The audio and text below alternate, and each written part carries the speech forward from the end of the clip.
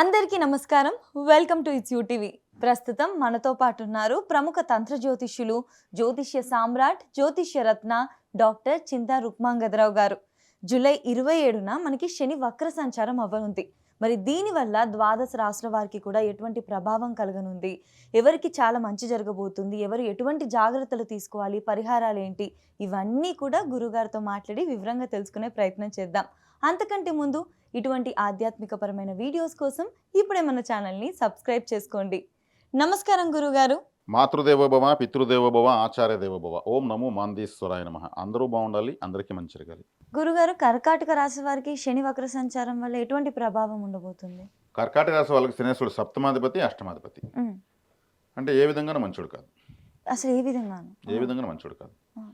శనేశ్వరుడు సప్తమాధిపతి అంటే భర్త లేదా భార్య స్థానాధిపతి, ఆడవాళ్ళకైతే భర్త స్థానాధిపతి, మగవాళ్ళైతే భార్య స్థానాధిపతి. ఈ రాశిలో పుట్టిన మగవాళ్ళకి ఆడవాళ్ళకి కలిపి అష్టమాధిపతి.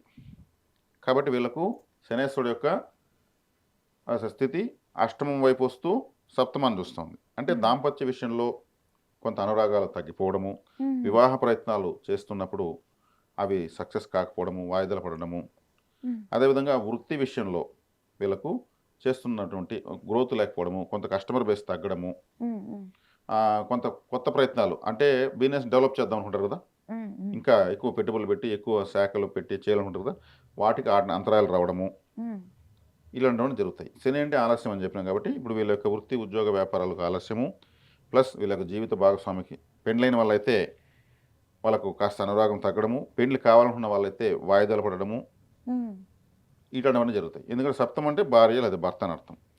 సప్తమ స్థానం అంటే కస్టమర్ అని అర్థం. వ్యాపారం చేసిన దాంట్లో కస్టమర్ అంటే సప్తమ స్థానమే. కస్టమర్స్ ఫ్లోటింగ్ తగ్గడము, అదేవిధంగా సప్తమ స్థానం అంటే మన కిడ్నీలు, మన శరీరంలో 7వ స్థానం అంటే కరెక్ట్ మిడిల్లో కిడ్నీలు ఉంటాయి. వీపులో నొప్పి రావడము, కిడ్నీలు అన్నప్పుడు యూరిన్ ఇన్ఫెక్షన్స్ రావడము, ఇట్లాంటి వాటికి ఖర్చు పెట్టడము, మరి కిడ్నీస్ డయాలసిస్ చేసుకునే స్థాయిలో ఉన్న వాళ్ళకైతే 2 times చేసే వాళ్ళకి 3 times చేసే అవకాశం రావడము, ఒకసారి చేసిన వాళ్ళకి 2 సార్లు చేసే అవకాశం రావడము, లాంటివంతా ఉంటాయి. కాబట్టి శనేశ్వరుడు కర్కాటక రాశి అంటే సున్నితమైన రాశి, చంద్రుడు కదా అధిపతి. కాబట్టి వీళ్ళు సంతోషం వచ్చినా తట్టుకోలేరు, బాధ వచ్చినా తట్టుకోలేరు, ఏది వచ్చినా ఎక్కువే వచ్చేస్తుంది. దాని తర్వాత శనేశ్వరుడు యొక్క తాకడ వస్తుంది. కాబట్టి వీళ్ళకి వచ్చిన ఒకే ఒక బెనిఫిట్, ఈ బాధలన్నింటికి సొల్యూషన్, గురువు లగ్నంలో వీళ్ళ రాశిలో ఉంటూ ఉచ్చస్థితి పొంది శనేశ్వరుని చూస్తాడు. ఈ శని చూపు వల్ల ఇవన్నీ వచ్చినా కానీ ఏమీ చెయ్యవు, ధైర్యంగా ఉండొచ్చు. గురువు యొక్క చూపు ఉంది కదా, గురువు చూపు లేనప్పుడు ఏం చేయాలి, వర్రీ కావాలి. కాబట్టి ఇప్పుడు శనేశ్వరుని గురువు చూస్తున్నప్పుడు ఏమవుతుంది, గురువు అంటే ఏమి, అన్ని తెలిసినవాడు, కాపాడేవాడు, ఒక రక్షణ కవచం లాంటివాడు. ఇది వీళ్ళకు శ్రీరామ రక్ష. కాబట్టి ఇప్పుడు అష్టమ స్థానం అన్నప్పుడు అంబులెన్స్ ఉంది కదా, అష్టమ స్థానం అంబులెన్స్ అని చెప్పాను కదా, అంబులెన్స్లో పనిచేసే వాళ్ళకు, హాస్పిటల్లో పనిచేసే ఉంటారు, అంటే డాక్టర్లకి సపోర్టింగ్గా ఉంటారు కొంతమంది, అవి ఇవి అందిస్తూ ఉంటారు. అటువంటి వాళ్ళకు, మార్చరీలో పనిచేసే వాళ్ళకు, తర్వాత వచ్చేక్కడికి ఇటువంటి వాళ్ళకి బాత్రూమ్లు క్లీన్ చేసే, అష్టమ స్థానంలో బాత్రూమ్ అని చెప్పాను, బాత్రూమ్స్ క్లీన్ చేసే వాళ్ళకు, వీధులు ఊడ్చే వాళ్ళకు, చెప్పులు కుట్టే వాళ్ళకు హెల్ప్ చేస్తే మంచిది. ఏమైపోతుంది, ఓ 100 వాటర్ బాటిల్ తీసుకుంటే ఎంత అవుతుంది, ఓ 1000 రూపాయలు అవుతుంది. అంటే బల్క్లో కొంటే 1 లీటర్ వాటర్ బాటిల్ 10 రూపాయలకి వచ్చేది, ఒకటి కొంటే 20 రూపాయలు అవుతుంది.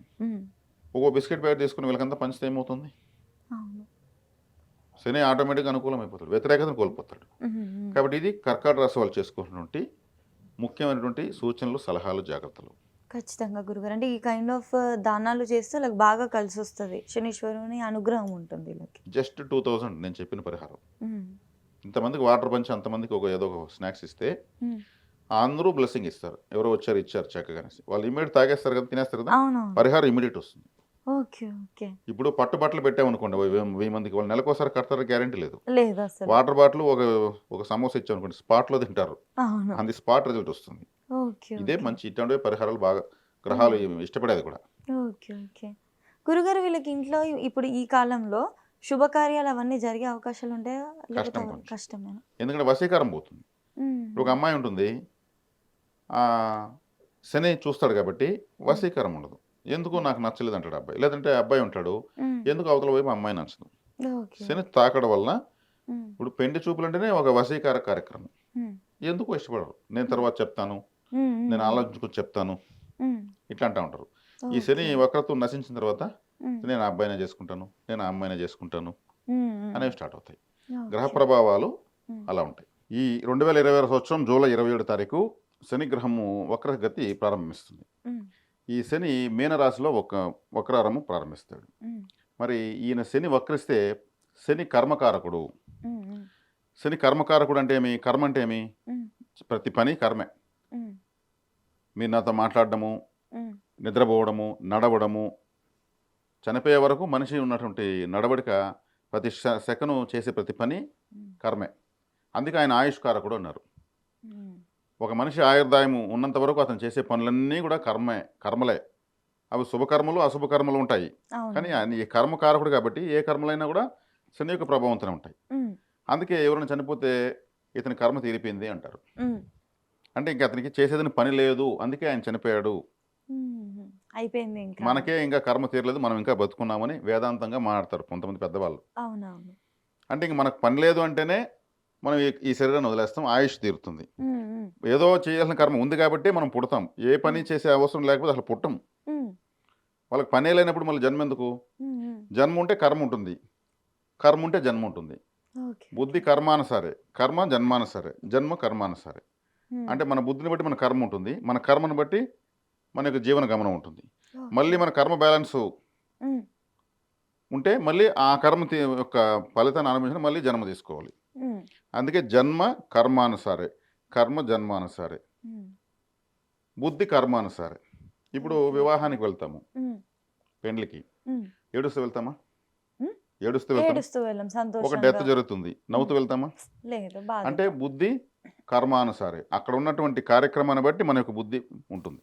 ఓకే. ఓకే. అవును గురుగారు. ఆ! అక్కడ ఉండే ప్రోగ్రామ్ ఏంటి? హ్మ్. ఆ ప్రోగ్రామ్ తగిన విధంగా మనం బిహేవ్ చేస్తూ వెళ్తాం. హ్మ్. హ్మ్. హ్మ్. అంటే మన యొక్క బుద్ధిని బట్టి ఆ కర్మ అనేది జరుగుతూ ఉంటుంది. ఈ కర్మలన్నీ చూసుకునేది శనీశ్వరుడు. శని యొక్క ప్రభావంతో మనకు అన్ని కర్మలు సంభవిస్తూ ఉంటాయి. వక్ర ఈ సంచారం కర్మకారకుడు అంటే? వక్రించాడు. అంటే ఏంటి గురుగారు? రివర్స్ అయ్యాడని అర్థం. యూటర్న్ తీసుకున్నాడని అర్థం. ఓకే. ఇప్పుడు వక్ర సంచారం అంటే రిటర్న్ మళ్ళీ వెళ్తున్నాడు. వెనక్కి తిరుగుతాడు. ఓకే. ఓకే. ఆ! వక్రము అంటే వెనక్కి వస్తున్నాడని అర్థం. ఇంగ్లీష్‌లో ఓకే. చెప్పాలంటే యూటర్న్, హుహు. రివర్స్. హుహు. మరి కర్మకారకుడు రివర్స్ అయితే ఏముంటుంది? హ్మ్. ఇప్పుడు మనం చేస్తున్న పనుల్లో మనం ఏదో హ్మ్. మర్చిపోయినాము. మళ్ళీ వెనక్కి తిరిగి మళ్ళీ ఆ పని చేసుకురావాలి. ఇప్పుడు కొద్ది దూరం వెళ్తాము. కీస్ మర్చిపోతాము. హ్మ్. లేదా ఒక ఫైల్ మర్చిపోతాము.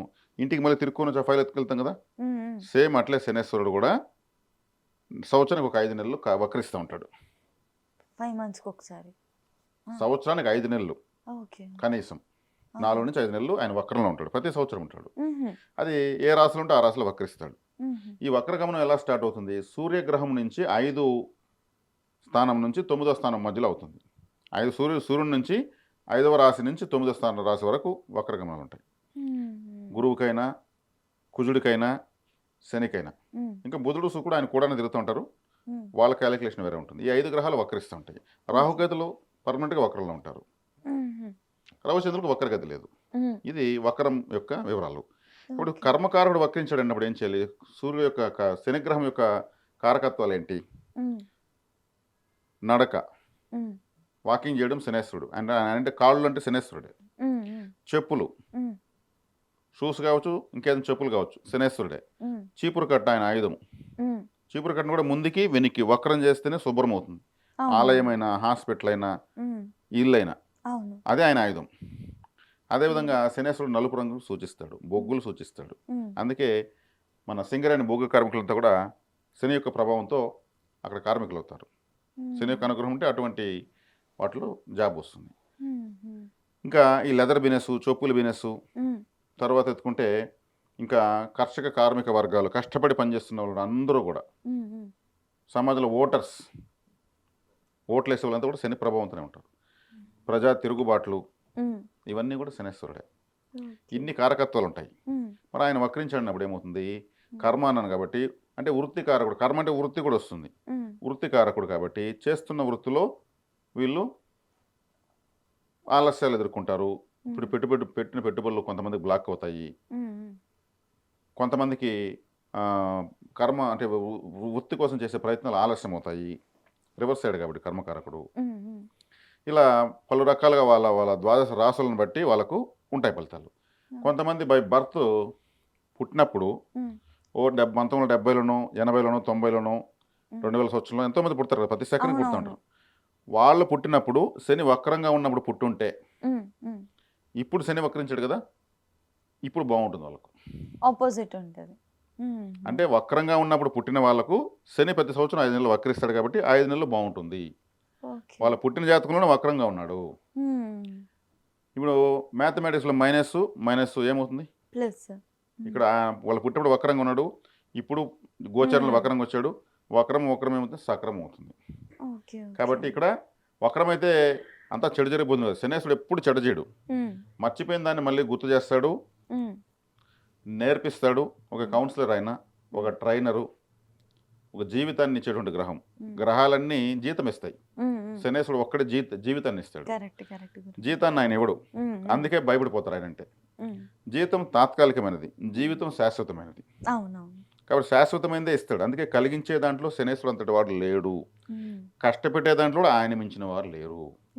కష్టపడాలంటే ఎవరికైనా భయము, సుఖమే కావాలనుకుంటారు కాబట్టి ఆ సుఖము ఎలా వస్తుంది? కష్టే పలి, no pain no gain. Flyover ఇలా అనుకుంటే ఇలా అంటే అయిపోతుందా? మనం కష్టపడి వేస్తే ఫ్లైఓవర్ ఇట్లా పోయేది ఇట్లా వెళ్ళిపో దాటేస్తాం.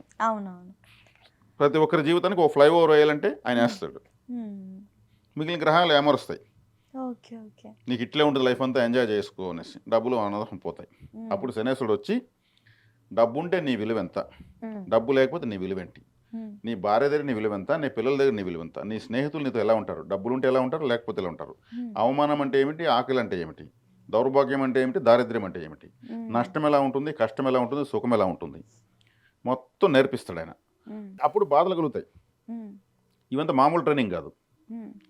కాబట్టి అప్పుడు ఏమవుతుంది, మనిషి అన్ని బాధలకు ఒక నిప్పులో పెట్టి ఒక ఇనుప ముక్కను కాల్చి కొట్టి మంచి ఆయుధంగా తయారు చేసి, పదునైన ఆయుధంగా తయారు చేసి సెట్ అవుతుంది, అలా చేసేస్తాడు. కాబట్టి శనేశ్వరుడు లేకపోతే ఎవరు ఉద్ధరించబడరు. అందుకే గ్రహాలన్నింటిలోకి శని భగవానుల వారిని ఈశ్వరత్వం ఇచ్చారు. గురు ఈశ్వరుడు, బుధీశ్వరుడు, కుజీశ్వరుడు అని అన్నారు, రవీశ్వరుడు, చంద్రీశ్వరుడు అంటారు. ఒక్క శని భగవానులను మాత్రమే శనేశ్వరుడు అంటారు. ఆయనకి ఆ శక్తి, ఆ యొక్క వరము పరమేశ్వరుడు ఇచ్చాడు. ఈ గ్రహాలన్నీ కూడా తాత్కాలికమైన ఫలితాలు ఇస్తాయి.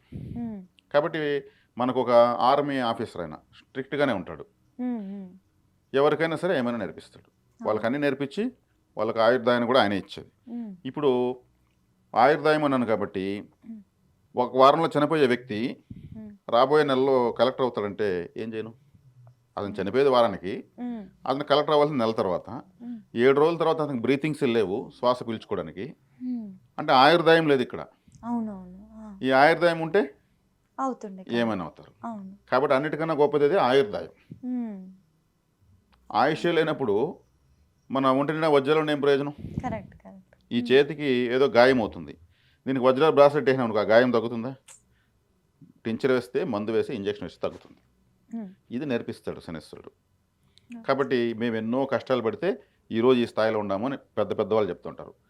ఆ కష్టాలని ఎవరు నేర్పించారు? శనేశ్వరుడు వచ్చి నేర్పించి ఆ స్థాయికి వచ్చేసాడు వాళ్ళని.